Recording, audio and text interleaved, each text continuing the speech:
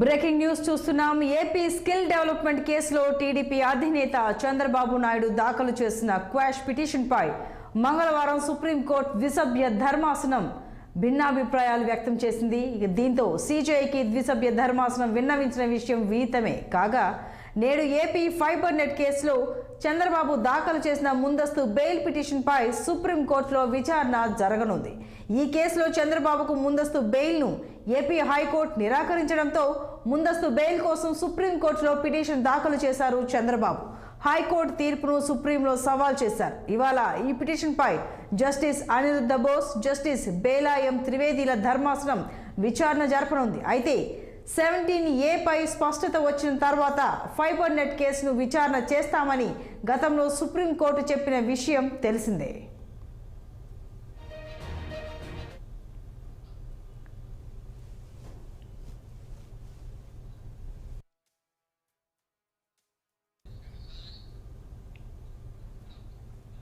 ఇక 17A పై తీర్పును వెలువరించిన supreme court ద్విసభ్య ధర్మాసనం భిన్నాభిప్రాయాలు వ్యక్తం చేసింది. దీంతో ఫైబర్ నెట్ కేసులో చంద్రబాబు బెయిల్ విచారణలో ఎలాంటి పరిణామాలు చోటు చేసుకుంటాయి అనేది ఇప్పుడు ఏపీ రాజకీయాల్లో ఉత్కంఠ రేపుతోంది. అసలు చంద్రబాబుకు ముందస్తు బెయిల్ లభిస్తుందా లేదా అనేది ఆసక్తికరంగా మారింది. మధ్యాహ్నం 3 గంటలకు ఈ కేసు విచారణకు రానుంది. ఇక ఈ అంశానికి సంబంధించి మరింత సమాచారం మా ప్రతినిధి కృష్ణ అందిస్తారు.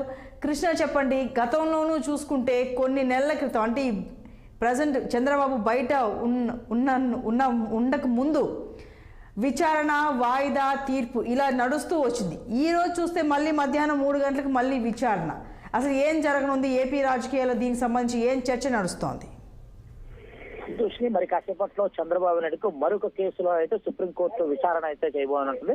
ఈ రోజు మధ్యాహ్నం 3 గంటలకు ఏదైతే జస్టిస్ అనిరుద్ధ బోస్ అండ్ బేలా త్రివేది ఏదైతే నిన్న 17A మీద తీర్పు ఇచ్చినటువంటి ఏదైతే న్యాయమూర్తులు ఉన్నారో అదే న్యాయమూర్తులు ముందుకు బెంచ్ కి ఈ రోజు అయితే చంద్రబాబు నాయుడు సంబంధించింది ఏపీ ఫైబర్ కి సంబంధించినటువంటి కేసు ఏదైతే ఉందో ఆ కేసు ఈ రోజు విచారణకైతే రానుంది. గతంలోనే ఏదైతే సిఐడి నమోదు చేసినటువంటి కేసు ఏదైతే ఉందో ఏదైతే ఏపీ ఫైబర్ కేసులో సంబంధించి అవినీతి జరిగింది, ఇక్కడ అవినీతి కుంభకోణం జరిగిందనక సిఐడి నమోదు చేసినటువంటి కేసులో గతంలోనే హైకోర్టును ఆశ్రయించిన చంద్రబాబు నాయుడుకి అయితే హైకోర్టు బెయిల్ ఏదైతే మధ్యంతర బెయిల్ ఇవ్వడానికి నిరాకరించింది. ఈ నేపథ్యంలో సుప్రీంకోర్టును ఆశ్రయించారు.